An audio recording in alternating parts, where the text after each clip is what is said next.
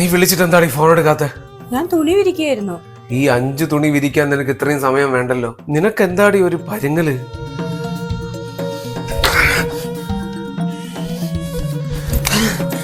ഇറങ്ങി ഓടാ. കപ്പിയിട്ട് വല്ലതും കിട്ടിയോ? ഇത്തവണ നീ രക്ഷപ്പെട്ടു.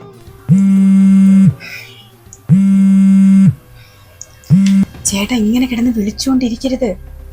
മാനേജർ എങ്ങാനും കണ്ട ഓഫീസിൽ അത് വലിയ പ്രശ്നമാവും. ചേട്ടാ ഞാൻ പറഞ്ഞില്ലേ, ഇവിടെ എനിക്ക് വീഡിയോ കോളിൽ സംസാരിക്കാൻ പറ്റില്ല.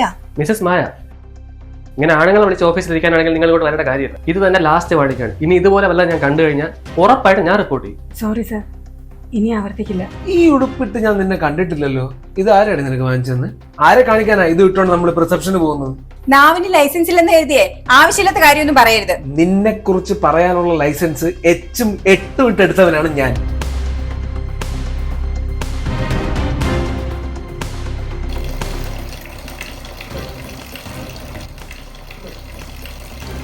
എടി, നീ പ്രഗ്നന്റ് എന്ന് പറഞ്ഞിട്ട് നിനക്കെന്തൊരു സന്തോഷമില്ലാത്ത? ഞാനിത് ചെന്ന് റാമിനോട് പറയുമ്പോ അവിടെ സന്തോഷമാണോ ഞെട്ടലാണോ എന്നാ ഞാൻ ആലോചിക്കുന്നു. അൺപ്ലാൻഡ് പ്രഗ്നൻസീസ് ഒക്കെ ഇപ്പൊ കോമൺ അല്ലേ? എടി നീ പറഞ്ഞതൊക്കെ ശരി തന്നെയാ, പക്ഷെ റാമിന്റെ സംശയങ്ങള് വേറെ പല വഴിക്കുമായിരിക്കും. നീയല്ലേ പറഞ്ഞത് നിന്റെ ഭർത്താവ് വൈകുന്നേരം വരുള്ളൂ?